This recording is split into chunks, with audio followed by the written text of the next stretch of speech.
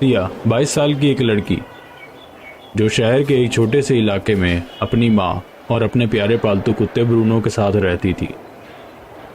एक दिन सिया किसी काम से बाजार जा रही थी। रास्ते में एक सुनसान गली से गुजरते हुए उसकी नज़र एक अजीब चीज पर पड़ी। एक पुरानी पेंटिंग जो कूड़े के ढेर के पास पड़ी थी। पेंटिंग पर बहुत धूल जमी हुई थी, लेकिन उसमें बनी औरत की तस्वीर साफ दिखाई दे रही थी। एक औरत जो बहुत ही खूबसूरत लग रही थी और पेंटिंग के बीचों बीच खड़ी थी। उसका चेहरा ऐसा था मानो जो पेंटिंग देख रहा है उसे ही देख रही हो। सिया को पेंटिंग में कुछ अलग सा महसूस हुआ। शायद कोई इसे भूल गया होगा। कितनी अजीब लेकिन खूबसूरत है ये पेंटिंग। वो पेंटिंग घर ले आई और साफ करने के बाद सिया ने उस पेंटिंग को जमीन पर रख दिया। उस रात जब घड़ी में 3 बजे थे, सिया के कमरे में अचानक अजीब सी ठंड फैल गई। सिया की नींद खुली और वह पानी पीने के लिए रसोई की तरफ गई। रसोई से बाहर निकली तो उसकी नजर एक दीवार पर गई। दीवार पर वही पेंटिंग टंगी हुई थी। मैंने तो ये पेंटिंग नीचे रखी थी, इसे दीवार पर किसने लगा दिया? सिया सोच ही रही थी कि अचानक कमरे का बल्ब हल्का हल्का झपकने लगा। ब्रूनो जो उसी कमरे में था जहां पेंटिंग लगी थी अचानक गुर्राने लगा। वो लगातार पेंटिंग की ओर ही देख रहा था, जैसे उसे कुछ दिख रहा हो। ब्रूनो क्या हुआ? सब ठीक है? यह बोलकर सिया अपने कमरे में चली गई, लेकिन ब्रूनो अभी भी उस पेंटिंग की तरफ ही देख रहा था। तभी पेंटिंग में बनी औरत की आंखें धीरे धीरे हिलने लगी और अगले ही पल तस्वीर में बनी औरत गायब हो गई। सिया की नींद खुली तो उसने देखा कि ब्रूनो कहीं नहीं था। उसने पूरा घर छान मारा, लेकिन ब्रूनो का कोई निशान नहीं मिला। और ब्रूनो को ढूंढते ढूंढते वह गार्डन में आई और वहां का दृश्य देखकर उसके पैरों तले जमीन खिसक गई। ब्रूनो की लाश खून से लथपथ पड़ी थी।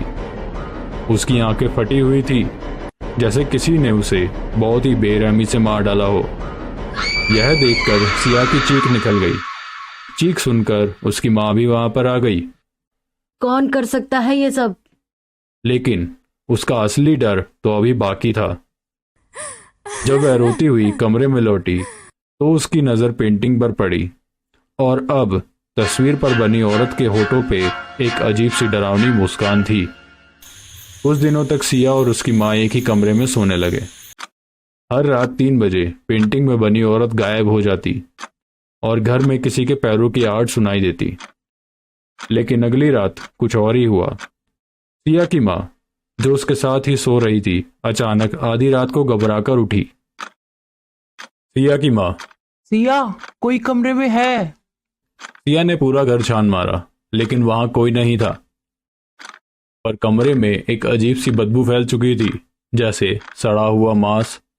और फिर अचानक ही सिया की माँ चीख पड़ी। सिया दौड़कर कमरे की तरफ गई। सिया ने देखा सिया की माँ के शरीर पर गहरे घाव उभरने लगे। उसकी आंखों से खून टपकने लगा और वह दर्द से तड़पते हुए जमीन पर गिर पड़ी। सिया की माँ, सिया, मुझे बचा लो। सिया की माँ बस तो गई, लेकिन उन्हें हॉस्पिटल में एडमिट करना पड़ा। सिया अब घर में अकेली थी और सिया को समझ नहीं आ रहा था कि आखिर हो क्या रहा है। उसी रात सिया की नींद एक भयानक हंसी से टूट गई। सिया ने महसूस किया कि घर का तापमान अचानक कम हो गया है।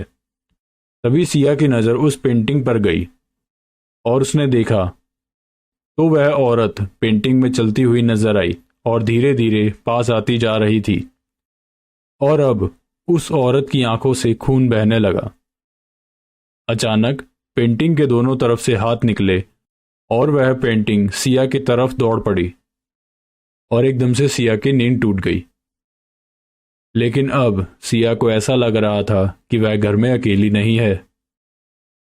अगले दिन सिया ने इंटरनेट पर पेंटिंग की खोज की और उसे एक पुरानी खबर मिली जिसका टाइटल था खून से बनी पेंटिंग। अन्विका नाम की एक औरत को उसके पति ने बेरहमी से मार डाला था। वह एक पेंटिंग आर्टिस्ट था जिसने अपने पागलपन में अन्विका के खून से ही एक पेंटिंग बना दी और अब अन्विका की आत्मा आज भी उस पेंटिंग में कैद है। और जिस घर में भी वो पेंटिंग लगाई जाती है, उस घर में अजीब सी पैरानॉर्मल एक्टिविटी होने लगती है। अब सिया के पास एक ही रास्ता था। सिया, इस पेंटिंग को वापस छोड़ना होगा जहां से इसे उठाया था। रात के समय सिया पेंटिंग को लेकर उसी सुनसान गली में पहुंची। गली में अजीब सा सन्नाटा था। उसने कांपते हुए हाथों से पेंटिंग को वहीं रख दिया और बिना पीछे देखे वहां से भाग गई। कुछ दिनों बाद एक आदमी उसी रास्ते से गुजरा। उसकी नजर पेंटिंग पर पड़ी। आदमी, वाह, कितनी अनोखी पेंटिंग है। उसने पेंटिंग उठाई और घर ले आया। उस रात 3 बजे पेंटिंग की आंखों से खून बहने लगा।